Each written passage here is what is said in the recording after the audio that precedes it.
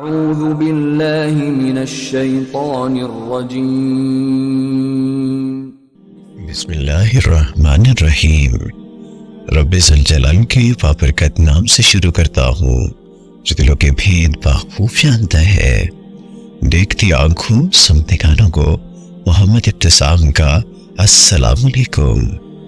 حضرت عبداللہ زبیر کے بد ارادہ حاکم مدینہ ولید عتبہ کا ان کو یزید کے بیعت کے لیے کہنے کے بعد مدینہ منورہ سے پہلے ہی مکہ آ گئے تھے، اور جب ان کو اور دوسرے مسلمانوں کو حضرت امام حسین کی کوفہ کی روانگی کا پتہ چلا تو فوراً حضرت کی خدمت اور عرض کی کہ اے نواز رسول، کوفہ والے اپنی بد عہدی اور بے وفائی میں مشہور ہیں، اور ہمیں فکر ہے کہ کہیں آپ کے ساتھ بھی کوئی دھوکہ نہ ہو، اس لیے آپ کوفہ جانے کا ارادہ ملتوی کر دیں، اور ہم وعدہ کرتے ہیں کہ جب تک ہماری جان میں جان ہے کوئی آپ کی طرف آنکھ اٹھا کر بھی نہ دیکھ سکے گا۔ مگر حضرت عبداللہ بن زبیر اور دوسرے اکابرین اسلام کی یہ درخواست حضرت حسین نے قبول نہ کی، اور فرمایا کہ مجھے اپنے نانے پاک کا وہ فرمان یاد ہے کہ ایک دمبا حرم کے کعبے میں ذبح کیا جائے گا، جس کی وجہ سے کعبۃ اللہ کی بے حرمتی ہوگی، اور مجھے ڈر ہے کہ کہیں وہ دمبا میں ہی نہ ہوں اور کہیں میری وجہ سے کعبۃ اللہ کی بے حرمتی نہ ہو۔ جب امام حسین اپنے ارادے سے کسی صورت بھی باز نہیں آئے تو عرض کی کہ اچھا، اگر آپ نے جانا ہے تو ضرور جاؤ، لیکن پاک بیبیوں کو نہ لے کر جائے۔ فاطمہ کے لال نے ان کی درخواست مسترد کر دی اور فرمایا کہ میں آخری وقت اپنے بچوں کو جدا نہیں کر سکتا۔ حلال عید نے نمودار ہو کر لوگوں کو عید الاضحیٰ کی مسرتوں کی مبارکباد دی اور دنیا اسلام کو سنت ابراہیم کو زندہ کرنے کا پیغام دے دیا، اور توحید رسالت کے پرستاروں کو حج بیت اللہ کی راہ دکھائی۔ رات آدھی بیت چکی تھی کہ دوش رسول کا سوار چپکے سے خانہ کعبہ میں داخل ہوا، تو نفل پڑھے اور بارگاہ رب العزت میں ہاتھ پھیلا کر دعا کی کہ اے میرے معبود حقیقی، اس وقت جب کہ عید الاضحیٰ قریب آ رہی ہے اور مسلمان تیرے گھر کا طواف کے لیے دور دور سے چلے آ رہے ہیں، تیرا حسین اور تیرے محبوب کا حسین تیرے گھر کو چھوڑ کر پردیس جا رہا ہے، اور میرے گھر کے یہ دور و دیوار جو میرے لیے سائے رحمت ہیں، آج میں ان سے رخصت ہو رہا ہوں اور تیرے گھر کی عزت اور صحن کعبہ کی خدمت کی خاطر تیرے گھر کو چھوڑ رہا ہوں۔ اے پروردگار، میری خطائیں بخش دے، اے خالق کائنات میری غلطیاں معاف کر دے، اے رب ذوالجلال اپنے پیارے محبوب پاک کے صدقے مجھے توفیق عطا کر کہ تیرے اور تیرے رسول کے دشمنوں کے ظلم و ستم ہنسی خوشی برداشت کر لوں، اور مجھے ایسا حوصلہ بخش کہ پیش آنے والی مصیبتوں میں ثابت قدم رہوں، اور مجھے اتنی ہمت عطا کر کہ کربلا کے حق و باطل کے خون معرکے میں میرے قدم ڈگمگا نہ جائیں۔ اے اللہ کے گھر کے مقدس دیوار سلام، اے مکہ کے پہاڑیوں الوداع، اے صحن کعبہ خدا حافظ۔ اور پھر جب مؤذن کی صدائیں توحید و رسالت نے دامن شب کو جاگ کیا تو سیدھا کالخط جا کر فجر کی نماز حرم خداوندی میں ادا کر کے گھر تشریف لے آیا اور اپنے عزیز و اقارب اور ساتھیوں کو روانگی کا حکم دیا۔ سامعین گرامی، اور پھر گلشن اسلام کو اپنے خون سے سینچنے کے لیے، دین و اسلام کی کشتی کو کنارے پر لگانے کے لیے، اور یزید کے ہاتھوں لٹتی ہوئی امانت کو بچانے کے لیے عزت پیغمبر کا نورانی گھرانہ اور خاندان نبوت کا یہ مقصد قافلہ صرف بہتر جانصاروں پر مشتمل 3 ذی الحجہ بیت الامن کو چھوڑ کر صحرائے حضرت کی طرف روانہ ہو گیا۔ ناموس رسالت کا یہ نورانی قافلہ بڑے ہی صبر و سکون کے ساتھ ذکر الہی کرتا ہوا آگے بڑھتا گیا، اور منزل قریب آ گئی، یہاں تک کہ قافلہ مقام صفا میں پہنچ گیا۔ خیمے نصب کر دیے گئے، اور پھر ظہر کی نماز کے لیے وضو کر کے قافلہ سالار کی امانت میں سر بسجود ہو گئے۔ نواز رسول نماز سے فارغ ہوئے فرزوق شاعر سے ملاقات ہوئی جو کہ کوفہ سے آ رہا تھا اور محب اہل بیت تھا۔ آپ نے فرزوق سے کوفہ والوں کا حال دریافت کیا۔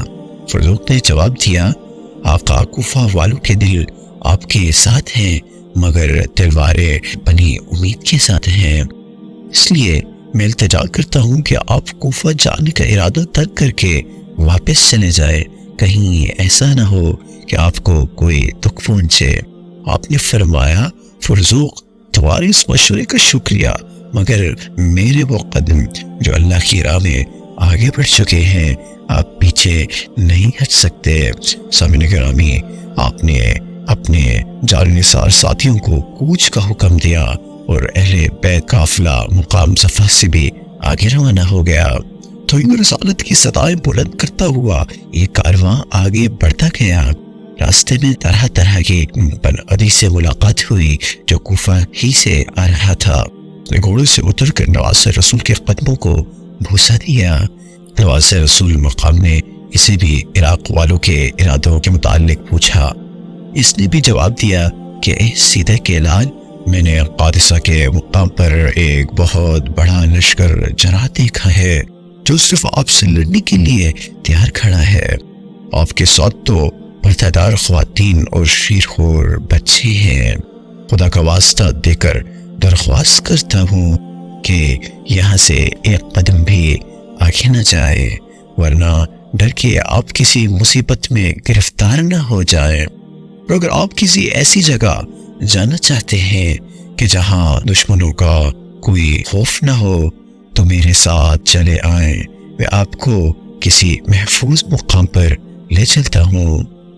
اور سامعین گرامی، اور پھر 1-2 دن میں عدی قبیلہ کے 20,000 بہادروں کی تلواریں آپ کی حفاظت کے لیے تیار ہو جائیں گے۔ مگر اس اللہ کے شیر نے طلحہ بن عدی کی درخواست کو بھی یہ کہہ کے رد کر دیا کہ اللہ کی راہ میں جان دینے سے ڈرنا کفر ہے، اور پھر امیر کارواں نے قافلے کو آگے چلنے کا حکم دیا۔ اور پھر حضرت پیغمبر علیہ السلام کا یہ مقدس قافلہ بڑی ہی عاجزی اور انکساری کے ساتھ سویار میں گردنیں جھکائے آگے روانہ ہو گیا، یہاں تک کہ صلبہ کے مقام پر پہنچ گئے، اور یہاں پر سعدی آپ کی خدمت اقدس میں حاضر ہوا۔ وہ بھی کوفہ ہی سے آ رہا تھا۔ اس نے امام علی مقام کے پاؤنچوں میں علی کے نور نظر آنے، اس سے بھی کوفہ والوں کا حال معلوم کیا۔ اس نے بھی عرض کیا کہ حضرت ابن زیاد نے عمر و سعد کو آپ کے قتل کے لیے روانہ کر دیا ہے، اور وہ بھاری لشکر لے کر قادسیہ میں اتر چکا ہے، آپ کا منتظر ہے، اس لیے خدا را کوفہ جانے سے باز رہے، نشین عورتوں پر کرم فرمائے اور آگے نہ بڑھیں۔ کوفہ والوں نے حضرت مسلم اور ان کے دونوں بچوں کو بھی شہید کر دیا ہے، اگر آپ وہاں گئے تو آپ کی جان کا بھی خطرہ ہے۔ نواز رسول مقام نے اس کے حق میں دعا کی اور اس کی التجا بھی کی، یہ کہہ کر قبول نہ کی کہ اب واپس مڑ کر علی کی شجاعت کو دبا نہیں لگ سکتا۔ حضرت مسلم اور ان کے دونوں بچوں کی شہادت خبر سن کر ایسا صدمہ ہوا، رات اس مقام پر بسر کی۔ حضرت مسلم اور ان کے بچوں کی شہادت کا خیال نواز رسول کو بار بار پریشان کر رہا تھا۔ بھائی مسلم نے اپنی جان بھی دے دی اور اپنی عمر بھر کی کمائی دونوں بچوں کو بھی مجھ پر قربان کر دیا۔ حضرت مسلم کی یتیم بچی جو اس سفر حق و صداقت میں حضرت امام حسین رضی اللہ تعالی عنہ کے ساتھ اس کو بار بار دیکھتے اور اس کی یتیمی کا احساس کر کے آہیں بھرتے۔ سیدہ کے لال نے بہت کوشش کی باپ اور بھائیوں کی شہادت کی خبر اس بچی تک نہ پہنچے، مگر ضبط نہ ہو سکا، بے اختیار بچی کو گلے لگا لیا، بار بار اپنا دست شفقت اس کے سر پر پھیرتے رہے۔ وہ 9 سالہ بچی نہ سمجھ سکی آج بے بنا شفقت میں کیا راز ہے۔ بچی نے کئی بار چاچا حسین کے چہرے کو دیکھا۔ نواز رسول نے سر کو بوسہ دیا تو معصوم سی بچی نے عرض کی، چچا جان، میرے ابا جان کی تو خیر ہے، آج مجھے ایسا پیار کر رہے ہیں جیسے یتیموں کے ساتھ کیا جاتا ہے۔ چچا جان بولے، آپ رو کیوں رہی ہیں؟ میرے ابا تو خیریت سے ہیں۔ حضور، کیا میرے ابا جان اور بھائی شہید ہو چکے ہیں۔ صدق لال نے حضرت مسلم کی اس معصوم بیٹی کو گود میں اٹھا لیا اور فرمایا، ہاں بیٹی، تمہارے باپ سید ہونے کا حق ادا کر گئے ہیں۔ انہوں نے خاندان کی لاج رکھ لی اور دنیا کو بتا گئے ہیں کہ دین کے معاملے میں جان کوئی چیز نہیں ہے، اور تمہارے دونوں بھائیوں کو بھی دین پر قربان کر گئے ہیں۔ جو خدا کو منظور تھا وہ ہو گیا بیٹی، اب تم صبر کرو۔ قافلہ والوں نے یہ ساری رات انتہائی بے چینی اور بے قراری میں گزاری۔ صبح ہوئی تو نماز فجر سے فارغ ہونے کے بعد قافلہ چلنے ہی والا تھا کہ ہرون ریاحی جوج ایک دستے کے ساتھ سامنے آتا دکھائی دیا، اور پھر اس نے فوج کو علیحدہ چھوڑ کر امام پاک کی طرف قاصد بھیجا اور حاضر ہونے کی اجازت چاہے۔ شہزادہ قونین نے اجازت دے دی۔ تھنا حضرت کی خدمت میں حاضر ہوا تو فرمایا، کہو کیوں آئے ہو؟ اس درس کیا کہ آقا مجھے عمر سعد نے آپ کی گرفتاری کے لیے بھیجا ہے، مگر خدا وہ دن اور وہ وقت نہ لائے کہ میں ایسی گستاخی کر سکوں اور میرے ہاتھ سے آپ کو کوئی دکھ پہنچے۔ میں آپ کو مشورہ دیتا ہوں کہ اپنے بال بچوں سمیت کسی اور طرف نکل جائیں۔ میری فوج ہرگز آپ کا راستہ نہیں روکے گی۔ آپ نے خیر کے لیے دعائے خیر فرمائی۔ ظہر کی نماز کا وقت آ گیا۔ شہزادہ علی اکبر نے آذان کہی۔ حضرت امام حسین خیمے سے باہر آئے اور ہر کو مخاطب کر کے فرمایا کہ ہر اذان ہو چکی ہے اور جماعت تیار ہے، نماز میرے پیچھے پڑے گا یا اکیلے؟ حضرت شبیر کی اس آواز نے اس کو سوچنے پر مجبور کر دیا کہ علیحدہ نماز پڑھی تو ہوگی نہیں، اس لیے امام برحق موجود ہیں اور آگے پیچھے پڑھ لی، پھر مقتدی ہونے کا حق ادا کرنا پڑے گا۔ ادھر یہ سوچ ہی رہا تھا کہ کیا کروں اور کیا نہ کروں، ادھر امام برحق نے جماعت شروع کروا دی، اور ابھی امام عرش مقام نے رکوع نہیں کیا تھا کہ پھر نے آ کر پیچھے سے نواز رسول کے امام کے اللہ اکبر کہہ دیا۔ عشاء کی نماز کے بعد حر نے پھر ملاقات کی، جس میں حر نے ابن زیاد کا ایک خط پیش کیا جس میں لکھا تھا کہ حسین ابن علی کو گرفتار اور قتل کرنے میں ذرا بھی تحمل نہ کیا جائے۔ خط پڑھنے کے بعد آپ نے فرمایا، تو اب کیا چاہتے ہو؟ عرض کی، آقا میں خاندان نبوت کا غلام ہوں، مجھ سے آپ بے فکر رہیں، اور پھر میں التجا کرتا ہوں کہ آگے نہ جائیں اور آپ ایسا کریں کہ ہمارے ساتھ ساتھ چلیں، اور تھوڑی دور منزل سرا ہے، وہاں میں آپ کو اتار دوں گا اور آپ میری فوج کے دستے سے دور اتریں، سر آپ کو نکل جانے کا موقع مل جائے گا۔ لیکن فاطمہ کی لال نے یہ تجویز بھی یہ کہہ کر رد کر دی کہ حق و صداقت کی راہ سے جان بچا کر بھاگ جانا خاندان نبوت کی توہین ہے۔ ہر نا امید ہو کر چلا گیا تو مسلوم کربلا نے قافلے کو آگے چلنے کا حکم دیا، اور ابھی رات کا تھوڑا سا حصہ گزرا تھا کہ ناموس سے رسالت کا یہ نورانی قافلہ یہاں سے بھی روانہ ہو گیا۔ انہوں نے جان بوجھ کر اپنے دستے کو آہستہ آہستہ پیچھے چلنے کا حکم دیا تاکہ حضرت حسین کا قافلہ کسی اور طرف نکل جانے کا موقع مل جائے، یہاں تک کہ رات کے اندھیروں میں یہ قافلہ حر کی فوج کی نظروں سے اوجھل ہو گیا۔ حضرت حسین کو کچھ پتہ نہیں کہ کہاں جا رہے ہیں اور کس طرف کو جا رہے ہیں، یہاں تک کہ ساری رات چلتے رہے۔ صبح ہوئی تو امام عالی مقام نے ایک مقام پر اپنے قدم گاڑ دیے۔